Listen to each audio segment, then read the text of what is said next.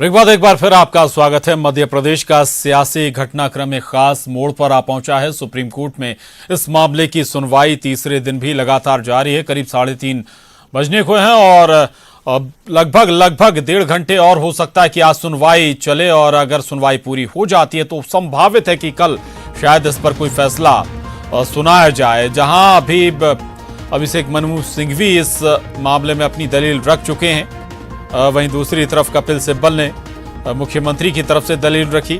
मुकुल रोहतगी भी दलील रखेंगे। इसके अलावा मनिंदर सिंह भी उन 16 विधायकों की तरफ से दलील रखेंगे जो इस वक्त बेंगलुरु में मौजूद हैं, और देखना होगा क्या कुछ दलीलें और रखी जानी है। हालांकि मुकुल रोहतगी ने बीच में आपत्ति जताई थी और कहा था कि सबसे मुख्य याचिकाकर्ता वही हैं और इसके बावजूद उन्हें ही समय नहीं मिल पा रहा है। दरअसल सुबह अभिषेक मनु सिंघवी ने लंबी दलील इस मामले पर रखी थी स्पीकर की तरफ से।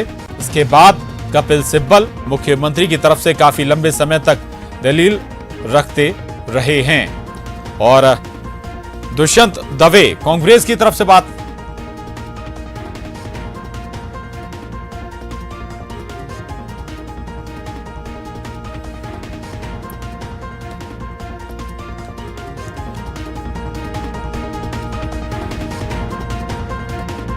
मध्य प्रदेश की सियासत पर लगातार नजर बनी हुई है। 17वां दिन है इस पूरे घटनाक्रम का, और आज भी घटनाक्रम अपने अंजाम तक नहीं पहुंचा, बल्कि देखना होगा कोर्ट फैसला लेती है उसके बाद क्या स्थितियां सदन के अंदर बनेंगी। बहरहाल दूसरी तरफ कोरोना इस वक्त देश के अंदर सबसे बड़ी चुनौती और समस्या भी बनी हुई है। अलग अलग राज्यों में अपने अपने स्तर पर इस मामले में कदम उठाए जा रहे हैं।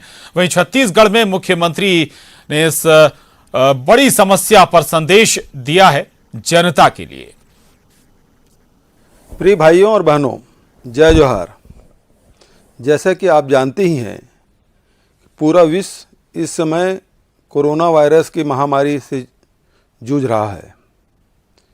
छत्तीसगढ़ में भी कोरोना वायरस का एक केस पॉजिटिव पाया गया है, जिसका समुचित उपचार एम्स रायपुर में चल रहा है। पीड़ित के परिवार के सभी सदस्यों और उनके संपर्क में आने वाले सभी लोगों की पहचान कर उनको भी आइसोलेशन में रखा गया है।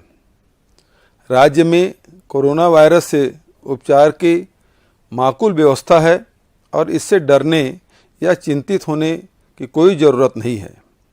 लेकिन अब हमें ज़्यादा सतर्क रहना होगा और लापरवाही से बचना होगा। एम्स में योग्य चिकित्सक पीड़ित का उपचार कर रहे हैं। देश में अभी तक अनेक कोरोना पीड़ित स्वस्थ हो चुके हैं। राज्य में विदेश यात्रा से लौटे सभी नागरिकों का स्वास्थ्य परीक्षण कर उन्हें आइसोलेशन में रखने की प्रक्रिया जारी है। मैं फिर से अपनी बात दोहराता हूँ, आपकी जानकारी में अगर ऐसा कोई व्यक्ति है जो विदेश यात्रा से लौटा है और उनके स्वास्थ्य विभाग को रिपोर्ट नहीं किया है, तो इसकी सूचना तत्काल टोल फ्री नंबर 104 पर दें। लोगों को यह समझना होगा कि जानकारी छुपाने से कोरोना वायरस से बचाव नहीं हो सकेगा, अपितु जानकारी देने और सही उपचार लेने से ही बचाव संभव है। बच्चों और बुजुर्गों को विशेष सावधानी रखने की आवश्यकता है। मेरा राज्य के नागरिकों से आग्रह है, बहुत आवश्यक होने पर ही अपने घर से बाहर निकलें। लोगों को सावधानी और सुरक्षा के लिए मैंने स्वयं अपनी सभी कार्यक्रम और समारोह रद्द कर दिए हैं। राज्य में school, college, cinema hall, mall और भीड़ भाड़ वाले स्थानों पर लोगों को इकट्ठा होने पर रोक लगा दी गई है। मैं बार बार आपको यह आश्वासन देता हूँ कि आपको चिंतित होने की कोई आवश्यकता नहीं है। मैं आपका मुख्यमंत्री, राज्य सरकार और उसका पूरा महकमा पूरी तरह से मुस्तैद है, और हमने इस वायरस से बचाव और उपचार की पूरी तैयारियां कर रखी है। आवश्यकता है तो बस आपके सहयोग की। हमने राज्य में कोरोना वायरस से बचाव और उपचार की सही जानकारी देने के लिए एक इमरजेंसी कम्युनिकेशन टीम बनाई हैं जो आपको सतत रूप से सही सूचना देने का काम करेगी और भ्रामक खबरों के प्रचार को रोकेगी। मैं कोरोना उपचार के लिए लगातार काम कर रहे स्वास्थ्य विभाग के सभी चिकित्सकों और चिकित्सीय स्टाफ का तहे दिल से आभारी हूँ। पूरा राज्य उनके समर्पण भाव की सराहना करता है। मैंने यह निर्णय लिया है कि कोरोना के उपचार में लगे स्वास्थ्य विभाग के अमले को विशेष भत्ता अतिरिक्त प्रदान किया जाएगा। राज्य सरकार ने एक महत्वपूर्ण निर्णय लेते हुए राजधानी रायपुर सहित सभी नगर निगम क्षेत्रों में धारा 144 लगा दी है। इसका मुख्य उद्देश्य लोगों को एक स्थान पर ज़्यादा संख्या में एकत्रित होने से रोकना है, जिससे कोरोना वायरस के प्रसार को रोका जा सके। मुझे पूरा विश्वास है कि छत्तीसगढ़ की जनता इस संकट की घड़ी में राज्य सरकार का और एक दूसरे का भी सहयोग करेगी, ताकि हम इस कोरोना वायरस के फैलाव को रोक सकें। आप सबके सहयोग की अपेक्षा है। धन्यवाद। सुन रहे थे आप छत्तीसगढ़ के मुख्यमंत्री का ये संदेश है। कोरोना के खिलाफ लड़ाई का आम जनता से अपील है उनकी इस लड़ाई में सहयोग के लिए। पर लगातार हम सुप्रीम कोर्ट में जो इस वक्त सुनवाई चल रही है उसकी पल पल अपडेट आपको लगातार दे रहे हैं। अलग अलग पक्षों के जरिए दलील लगातार रखी जा रही है और जो अपडेट है कि जज के जरिए भी सवाल पूछा गया है। दरअसल अविश्वास प्रस्ताव को लेकर यह सवाल है। जज कहा कि विपक्ष से कि आप अविश्वास प्रस्ताव क्यों नहीं ला रहे हैं। दरअसल दो स्थितियां हैं। अविश्वास प्रस्ताव अगर विपक्ष लाता है तो इस पर लंबी चर्चा हो सकती है और ऐसे में सत्ता पक्ष को लंबा समय मिल सकता है और शायद यही वजह है कि विपक्ष नहीं चाहता है कि अविश्वास प्रस्ताव लाया जाए। तो ये एक सवाल भी सदन माफ कीजिएगा कोर्ट के अंदर उठाया गया है जज के जरिए और एक सवाल ये भी पूछा गया जज के जरिए कि 6 जो विधायक उनका इस्तीफा आपने स्वीकार कर लिया, बाकी 16 के क्यों नहीं। बाकी 6 की जांच हुई, बाकी 16 की जांच वैसे क्यों नहीं हो सकती है। और ऐसे तमाम प्रश्न जजों के जरिए उठाए गए हैं। Justice Hemant Gupta, justice DY Chandrachud इस मामले पर 3 दिन से लगातार सुनवाई कर रहे हैं। ये सुनवाई अभी भी खत्म हुई नहीं और अभी भी 2 बड़े पक्षकारों की दलील होना बाकी है, जिनमें मुकुल रोहतगी और इसके अलावा मनिंदर सिंह और इस बीच आपको यह भी बता दें कि विवेक तनखा ने भी कुछ देर दलील रखी। विवेक तनखा प्रिंसिपल सेक्रेटरी की तरफ से कोर्ट में पेश हुए थे और आप अपने स्क्रीन पर भी देख सकते हैं सवाल लगातार जजेस के जरिए उठाए जा रहे हैं। अलग अलग सवाल सभी पक्षों से पूछे जा रहे हैं और आखिरकार जब दलील पूरी होगी, कॉन्क्लूड निर्णय कब तक आएगा ये कहा नहीं जा सकता, लेकिन अगर आज दलीलें पूरी हो जाती हैं तो फिर संभावित शंकर आनंद हमारे साथ लगातार बने हुए हैं, पल पल की अपडेट आप तक पहुंचा रहे हैं। सुप्रीम कोर्ट में क्या दलील रखी जा रही, कौन सा पक्ष कौन से निर्णयों के संदर्भ में या कौन से जो पुराने मामले हैं उनका संदर्भ दे रहा है। शंकर, इस बीच ये भी जो खबर आई कि विवेक तनखा ने भी दलील रखी प्रिंसिपल सेक्रेटरी की तरफ से, हालांकि बहुत कम समय के लिए उन्होंने अपनी बात रखी है और इस वक्त कौन सा पक्ष दलील पेश कर रहा है?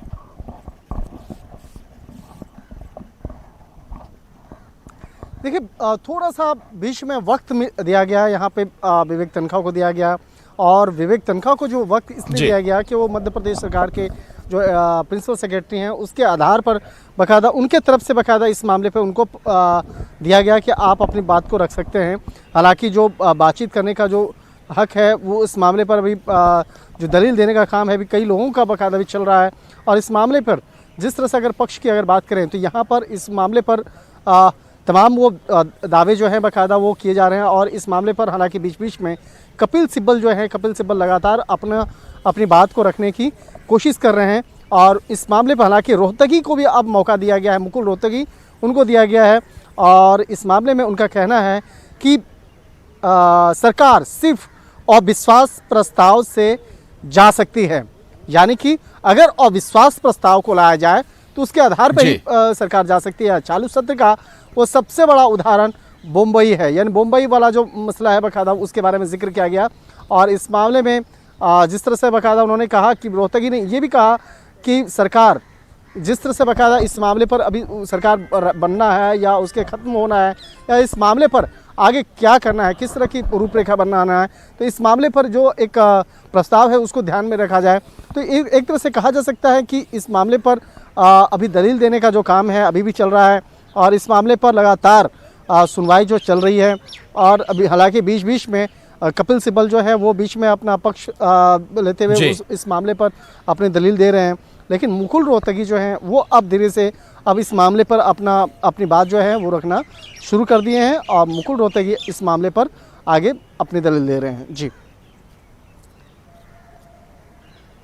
बिल्कुल बिल्कुल शंकर, मुकुल रोहतगी ने अपनी बात रखनी शुरू कर दी है। स्वाभाविक है कि आपके पास अपडेट भी आएगी कि रोहतगी ने क्या क्या दलीलें इस पूरे मामले पर रखी हैं। बहुत महत्वपूर्ण हो जाता है मुकुल रोहतगी की दलील, इसलिए चूंकि सबसे पहले जो याचिका दाखिल की गई थी शिवराज सिंह चौहान और 9 विधायकों के जरिए उनके वकील मुकुल रोहतगी ही हैं। लेकिन दूसरी तरफ फिर थोड़ा सा पुराने मामलों पर ले जाऊं शंकर, अगर हम कर्नाटका का ही जिक्र करें, कर्नाटका में अभी वर्तमान में बीजेपी की सरकार है, लेकिन उससे पहले जब चुनाव हुए और चुनाव के बाद जब जनता दल एस और कांग्रेस सरकार बनाने जा रही थी तब भी सुप्रीम कोर्ट का ही फैसला था। जी शंकर, कुछ कहना चाहते हैं, आप बताना चाहते हैं? देखिए जी प्रशांत, इस वक्त में एक और महत्वपूर्ण खबर आ रही है। विवेक तनखा की जो दलील है वो उनका जो बातचीत है वो खत्म हो चुका है। वो तमाम उनकी दलील देने का उन्होंने, हालांकि उन्होंने विवेक तनखा ने शुरू में ही कहा था कि वो मात्र 10 मिनट जीरा करेंगे और अपनी तमाम दलीलों को रखेंगे। उसके बाद अब विवेक तनखा की जो जीरा है वो खत्म हो गई है और अब इस वक्त में हरीन रावल ने बहस शुरू की है और कहा उन्होंने, हरीन रावल जो है उन्होंने इस मामले पर दलील रखते हुए कहा कि वो विधानसभा के प्रिंसिपल सेक्रेटरी के लिए पेश हुए हैं। इस मामले पर उन्होंने साफ तौर पे कहा कि वो विधानसभा के प्रिंसिपल सेक्रेटरी के लिए पेश हुए हैं। और इस मामले में फिर बाद में उसके बाद जस्टिस चंद्रचूड़ ने कहा कि आप अविश्वास क्यों नहीं ला रहे हैं। यहाँ पर एक सवाल किया प्रिंसिपल सेक्रेटरी के वकील से, प्रिंसिपल सेक्रेटरी के जो वकील हैं हरीन रावल, उनसे बकायदा जस्टिस चंद्रचूड़ ने कहा कि आप अविश्वास प्रस्ताव क्यों नहीं लाते हैं, क्योंकि अगर अविश्वास प्रस्ताव लाया जाएगा तो उसके बाद सारा मामला ऐसे ही साफ हो जाना है। उसके बाद इस मामले में मुकुल रोहतगी जो है उन्होंने कहा कि सरकार सिर्फ अविश्वास प्रस्ताव से ही विश्वास प्रस्ताव से ला जा सकती है और चालू सत्र का सबसे बड़ा उदाहरण मुंबई है। हालांकि कर्नाटक का जो मसला था, कर्नाटक के मसले पे उन्होंने फिर से भी चर्चा करते हुए बताया कि किस तरह से वहाँ पे हालात बने थे, किस तरह से बाकायदा उसका समाधान निकाला गया और जिस तरह से बाकायदा इस मामले पर अगले ही तारीख वो मुकर्रर की गई थी और कहा गया था कि इस मामले पर जो फ्लोर टेस्ट जितना जल्द से जल्द हो वो करवाया जाए। तो यहाँ पर कहीं न कहीं पूरा मामला जो है प्रशांत घूम फिर के वही फ्लोर टेस्ट पे आ रहा है और पूरा जो चाहे सुबह से लेकर अभी तक की जो सुनवाई की अगर बात करें, तमाम पक्षों की जो दलीलों की अगर बात करें तो मामला वहीं पे आता है, फ्लोर टेस्ट क्यों ना करवाया जाए। अगर फ्लोर टेस्ट करवाया जाएगा तो उसके बाद चाहे पक्ष हो या विपक्ष हो, चाहे इन दोनों मामलों का पूरा मामला साफ हो जाएगा और इस मामले पर साफ हो जाएगा कि क्या होना चाहिए। हालांकि इस मामले पर जिस तरह से रोहतगी जो है लगातार अब अपनी दलील दे रहे हैं और अभी मुकुल रोहतगी ने इस मामले पर अपनी दलील देते हुए कहा है कि राज्यपाल एक उच्च संवैधानिक पद है और उन्हें यह सुनिश्चित करने का हक है कि सरकार बहुमत में है या नहीं है। जिस तरह से बाकायदा हम लोग पहले भी कह रहे थे कि जिस तरह से राज्यपाल के पद, मर्यादा, प्रतिष्ठा उनका जो होता है, जो एक उनका एक संवैधानिक हक मिला हुआ है, संवैधानिक दर्जा मिला हुआ है एक राज्यपाल को, और उन्होंने राज्यपाल इस मामले में 2 बार पहले ही खत लिख चुके हैं मुख्यमंत्री को कि आप जल्द से जल्द इस मामले में अविश्वास प्रस्ताव जो है वो लाइए या इस मामले में आप फ्लोर टेस्ट कराइए। अगर आपके पास पूर्ण बहुमत है तो आप फ्लोर टेस्ट कराने से आप पीछे क्यों हट रहे हैं। तो ये इस तरह का खत पहले 2 बार लिखा जा चुका है, लेकिन उसको नज़रअंदाज जिस तरह से बाकायदा किया गया तो यहाँ पर कोर्ट में बकायदा इसी मामले पर मुकुल रोहतगी जो हैं उन्होंने एक दलील देते हुए कहा कि राज्यपाल का जो पद होता है ये उच्च संवैधानिक पद होता है और उन्हें यह सुनिश्चित करने का हक है कि सरकार जो राज्य सरकार है वो पूर्ण तौर पर वो बहुमत में है या नहीं है। तो एक तरह से कहा जा सकता है कि मुकुल रोहतगी ने भी इसी मामले को काफ़ी जोर देते हुए कहा है कि इस मामले पर जो राज्यपाल का जो एक रोल होता है उसको नज़रअंदाज ना किया जाए।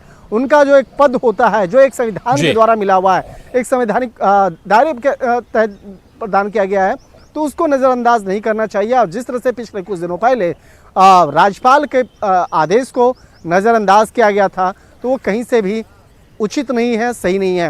हालांकि आज सुबह में जिरह करते हुए बाकायदा इस मामले पर अभिषेक मनु सिंघवी ने बाकायदा कहा था कि जो 14 मार्च को लिखा गया राज्यपाल का खत है वो कहीं से भी सही नहीं है, उसकी भाषा जो है वो सही नहीं है, लिखने का अंदाज सही नहीं है और उस मामले पर राज्यपाल के खत पर ही उन्होंने सवाल उठाया। यहाँ तक कि जो कर्नाटक में रह करके जो कांग्रेस के जो विधायक हैं जो बीजेपी नेताओं के साथ में बैठे हुए हैं तो उनके द्वारा जो इस्तीफा भेजा गया उस पर भी सवाल उठाए गए जी। तो यहाँ पर तमाम उन मुद्दों को अगर देखा जाए तो यहाँ पर चाहे राज्यपाल के मसले की बात करें या जिस तरह से बाकायदा एक राजनीतिक गतिविधियाँ हुई है उस पर अब कांग्रेस के द्वारा भी सवाल उठाए जा रहे हैं। लेकिन यहाँ पर अब जब जिस तरह से जिरह का जो एक वक्त निकलता जा रहा है, जैसे जैसे मुकुल रोहतगी अब अपने जिरह कर रहे हैं, हालांकि मुकुल रोहतगी के पहले जिस तरह से बाकायदा पक्ष रख रहे थे हरिन रावल जो है जो प्रिंसिपल सेक्रेटरी की तरफ से अपनी बात को रख रहे थे, तो अब मुकुल रोहतगी अब पक्ष रख रहे हैं और संभवतः अभी थोड़ी देर के बाद तुषार मेहता को वक्त दिया जाएगा जो बाकायदा सॉलिसिटर जनरल हैं, बाकायदा उनको भी वक्त दिया जाएगा इस मामले पर। तो यहाँ पर देखना चल रहा है कि बिल्कुल रहिएगा शंकर हमारे साथ में, आपके पास लौटूंगा। एक और बड़ा मामला, दरअसल निर्भया मामले में फैसला और ये आखिरी फैसला कि आखिर जो निर्भया मामले में दोषी हैं उन्हें कल ही फांसी होगी। दरअसल लगातार इन दोषियों के जरिए कोशिशें ये होती रही कि कैसे फांसी टलती रहे और आखिरी कोशिश भी नाकाम हो गई है और अब कल ही निर्भया के चारों दोषियों को फांसी दी जाएगी। डमी प्रक्रिया पहले ही पूरी कर ली गई है और अब इंतजार लगभग जिस बात का दशकों से या माफ कीजिएगा सालों से लोगों को है कि जो निर्भया के दोषी हैं वो कब सलाखों में या सूली पर लटकाए जाएंगे। दिल्ली से हमारे संवाददाता अनिल जुड़ गए हैं और जानकारी के साथ। अनिल, अब निर्भया मामले में जो 4 दोषी हैं आखिरी जो कोशिश थी वो भी अब कह सकते हैं कि पूरी तरह से खत्म हो गई, कल फांसी दी जाएगी इन चारों को। जिस तरह से हमने देखा कि सुप्रीम कोर्ट में ये रिट याचिका खारिज हुई, इसके बाद जो राष्ट्रपति के जो याचिका लगाई गई थी दोबारा वो उस पर सुनवाई हुई और अब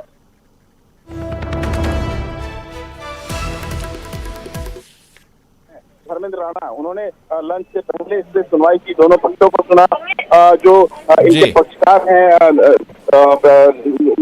दोषियों के उन्होंने भी अपनी बात रखी और जो डिफेंड कर रहे हैं उन्होंने भी अपनी बात रखी। इस तमाम बातों को सुनकर पटियाला हाउस कोर्ट ने फैसले को सुरक्षित रख लिया था लंच के लिए और लंच के बाद धर्मेंद्र राणा जो अतिरिक्त सत्र न्यायाधीश है वो बैठे और उन्होंने याचिका को खारिज कर दिया। अब अंतिम विकल्प जो बचा था वो भी अब खत्म हो चुका है। अब जो है कल जब सुबह 5 बजे जब निर्धारित है फांसी होने की चारों दोषियों को, तो अब उन चारों दोषियों को फांसी होगी और निर्भया जो है उनकी माता को उनके पिता को न्याय मिल पाएगा। जी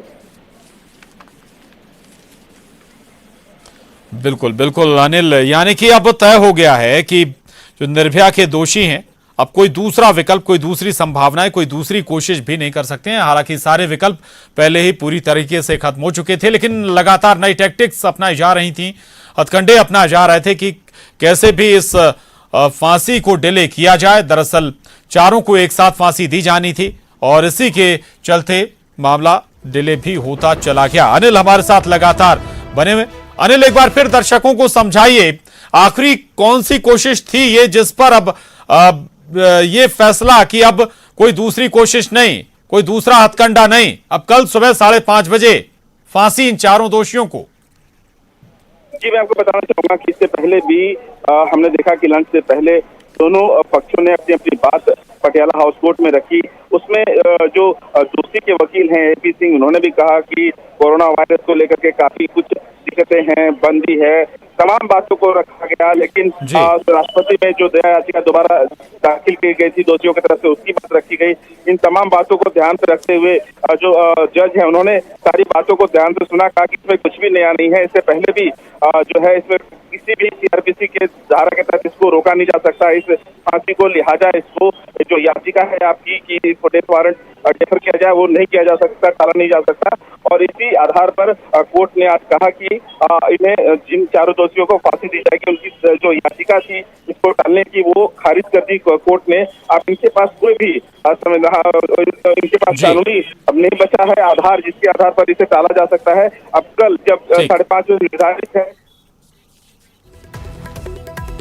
बिल्कुल बिल्कुल बिल्कुल अनिल, बहुत महत्वपूर्ण ये फैसला। चारों दोषियों को कल फांसी दी जानी है। शुक्रिया आपका, धन्यवाद। दरअसल एक दोषी नाबालिग था और एक दोषी जबकि कोर्ट में ही, आपको बता दें, माफ कीजिएगा, जेल के अंदर ही उसने मौत को गले लगा लिया था। और बचे जो 4 दोषी हैं अब उन्हें कल सुबह 5:30 बजे फांसी दी जानी है। ये मामला दिल्ली का था, जहां चलती बस में जघन्य वारदात को अंजाम दिया गया था और मृतक युवती और उसके मित्र को चलती बस से बाहर फेंक दिया गया था और कुचलने की कोशिश भी की गई थी। एक छोटा सा ब्रेक, खबरों पर लगातार नजर बनी हुई है।